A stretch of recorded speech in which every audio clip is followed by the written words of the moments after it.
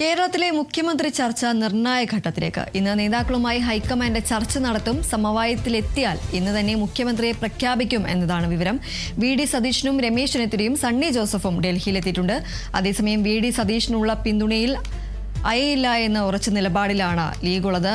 D Binoy ചേരുന്നു വിവരങ്ങളുമായി. ബിനോയ്, ഇന്ന് കോൺഗ്രസിനെ സംബന്ധിച്ച് ഏറെ നിർണായകമായ ഒരു ദിവസം തന്നെയാണ്. നേതാക്കളുമായി ഹൈക്കമാൻഡ് ഇന്ന് ചർച്ച നടത്തും.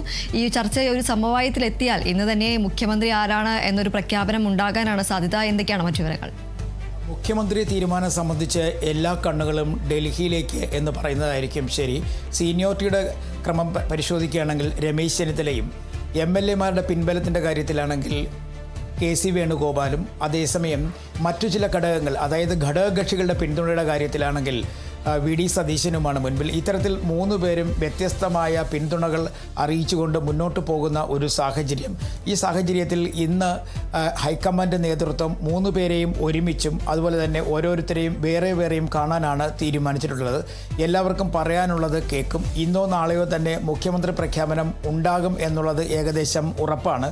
കാരണം നിരീക്ഷകർ പറഞ്ഞിരിക്കുന്ന അനുസരിച്ച് ഈ മുഖ്യമന്ത്രിയെ തീരുമാനിക്കുന്നത് വീണ്ടും നീണ്ടുപോവുകയാണ് എന്നുണ്ടെങ്കിൽ വലിയ തരത്തിലുള്ള പ്രശ്നങ്ങൾക്ക് വഴിവെക്കും.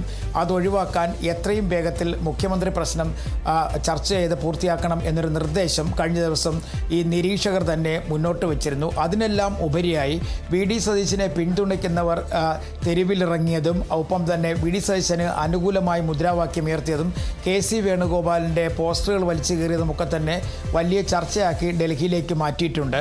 ഇത്തരത്തിൽ സംഭവങ്ങൾ ഒരിക്കൽ പോലും പാടില്ലാത്തതായിരുന്നു. അച്ചടക്കമുള്ള ഒരു പാർട്ടി എന്ന നിലയ്ക്ക് അണികളെ നിലയ്ക്ക് നിർത്തേണ്ട ഉത്തരവാദിത്വം ഓരോ നേതാക്കന്മാർക്കുമുണ്ട്. അവരത് കൃത്യമായി പാലിക്കുന്നില്ല എന്നൊരു കാര്യം ഹൈക്കമാൻഡ് വിലയിരുത്തപ്പെടുന്നു. എന്തായാലും മൂന്ന് പേർക്കും വേണ്ടി വലിയ തരത്തിലുള്ള സമ്മർദ്ദമാണ് പല സ്ഥലങ്ങളിൽ നിന്നും പല ഭാഗത്തു നിന്നും ഉയരുന്നത്.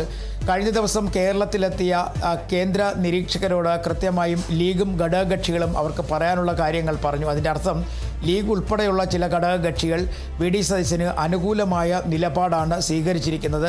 പ്രത്യേകിച്ചും വി.ഡി. സതീശൻ മുഖ്യമന്ത്രിയാകണം എന്ന് തന്നെയാണ് ലീഗ് പറയുന്നത്. അതിൻ്റെ ഭാഗമായി ചില സമ്മർദ്ദ തന്ത്രങ്ങൾ കൂടി ലീഗ് ഉപയോഗിച്ചിട്ടുണ്ട്.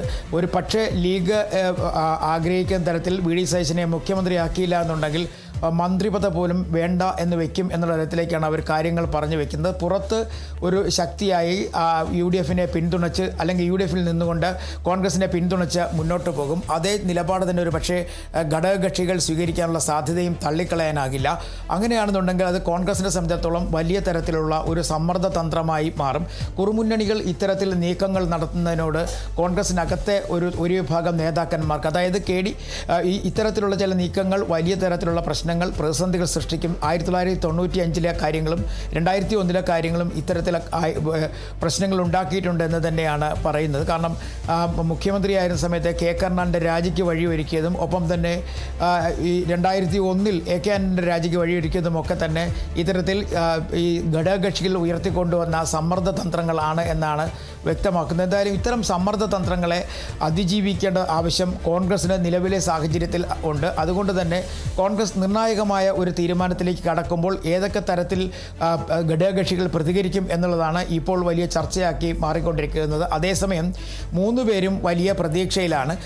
വി.ഡി. സതീശനാണ് വലിയ തരത്തിലുള്ള പൊതുജന പിന്തുണയും അതിനപ്പുറത്തേക്ക് പാർട്ടി അനുഭാവികളുടെ പിന്തുണയും. എന്നാൽ കെ.സി. വേണുഗോപാലിനെ സംബന്ധിച്ചിടത്തോളം എം.എൽ.എമാരെ സ്വന്തമാക്കി വെച്ച് അവരുടെ പിന്തുണയോടുകൂടി മുഖ്യമന്ത്രി പദത്തിൽ എത്തിച്ചേരാം എന്നുള്ളതാണ്. എന്നാൽ ഇതിനും സാങ്കേതികമായ ചില പ്രശ്നങ്ങൾ മുന്നോട്ട് വരുന്നുണ്ട്. കാരണം പാർലമെൻറ്റിൽ അംഗമാണ് ഇപ്പോൾ. അതുകൊണ്ട് തന്നെ ആ സ്ഥാനം രാജിവെക്കണം. അതിനെല്ലാം ഉപരിയായി നിയമസഭയിൽ എത്തിയാൽ തന്നെയും 6 മാസത്തിനുള്ളിൽ അദ്ദേഹം വിജയിച്ച് നിയമസഭയിലേക്ക് എത്തണം.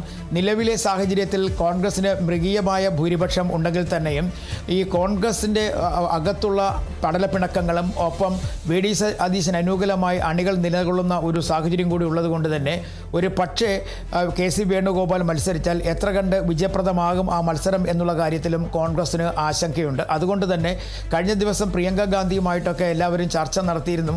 ഇനി അന്തിമ തീരുമാനത്തിലേക്ക് എത്തുന്നതിന് തൊട്ട് മുമ്പ് സോണിയാഗാന്ധിയും ഒപ്പം തന്നെ രാഹുൽ ഗാന്ധിയും അവർക്ക് പറയാനുള്ള കാര്യങ്ങൾ കൂടി പറയും. നിലവിൽ ഇപ്പോൾ മൂന്ന് പേരും വലിയ പ്രതീക്ഷയിലാണ്. കേരളത്തെ സംബന്ധിച്ചിടത്തോളം ഇത്രയധികം ഭൂരിപക്ഷം കിട്ടിയിട്ട് പോലും മുഖ്യമന്ത്രിയെ കണ്ടെത്തുവാൻ കഴിയാത്ത കോൺഗ്രസിനെതിരെ വലിയ തരത്തിലുള്ള ആരോപണങ്ങളാണ് പ്രതിപക്ഷ കക്ഷികളുടെ ഭാഗത്തു നിന്നും ഉയരുന്നത്. പ്രത്യേകിച്ചും 35 സീറ്റുകൾ മാത്രമുള്ള ഇടതുമുന്നണിയാകട്ടെ വലിയ തരത്തിൽ ഇത്തരത്തിലുള്ള ഈ സാങ്കേതിക പ്രശ്നങ്ങളുടെ പേരിൽ കോൺഗ്രസിനകത്ത് മുഖ്യമന്ത്രി തിരഞ്ഞെടുക്കാൻ കഴിയാതെ മുന്നോട്ട് പോകുന്നതിനെതിരെ വലിയ തരത്തിലുള്ള ആരോപണങ്ങൾ ഉന്നയിക്കുന്നുണ്ട്. കാരണം തെരുവിൽ നടക്കുന്ന സംഭവങ്ങളെ തെരുവിൽ അടിപിടി എന്നുവരെയാണ് അവർ ചിത്രീകരിച്ച് മുന്നോട്ട് കൊണ്ടുപോകുന്നത്. ഇത് കോൺഗ്രസിൻ്റെ വലിയ വിജയത്തിൻ്റെ ശോഭ കെടുത്തുന്ന തരത്തിലേക്ക് കാര്യങ്ങൾ എത്തിച്ചേർന്ന് നിൽക്കുന്നു എന്നുള്ളതാണ് കോൺഗ്രസിൻ്റെ മുതിർന്ന നേതാക്കന്മാരുടെ വിലയിരുത്തൽ. നേരത്തെ മുതൽ തന്നെ ഈ വിഷയം കൈകാര്യം ചെയ്യുന്ന കാര്യത്തിൽ കോൺഗ്രസിൻ്റെ ദേശീയ നേതൃത്വത്തിന് വലിയ തരത്തിലുള്ള പാളിച്ച സംഭവിച്ചിരിക്കുന്നു. അതുപോലെ തന്നെ KC വേണുഗോപാൽ എന്ന് പറയുന്ന കേന്ദ്ര തലത്തിൽ പ്രവർത്തിച്ചുകൊണ്ടിരിക്കുന്ന നേതാവിന് അനാവശ്യമായ ഒരു പിന്തുണ കേരളത്തിലെ MLA-മാരുടെ ഭാഗത്തു നിന്ന് ഉയർന്നു വന്നിട്ടുണ്ട്. അത് എങ്ങനെ ഉണ്ടായി എന്നുള്ള കാര്യത്തെക്കുറിച്ചൊക്കെ തന്നെ കോൺഗ്രസിലെ ചില നേതാക്കന്മാർ തന്നെ വലിയ തരത്തിൽ ആരോപണങ്ങൾ ഉന്നയിച്ചിട്ടുണ്ട്.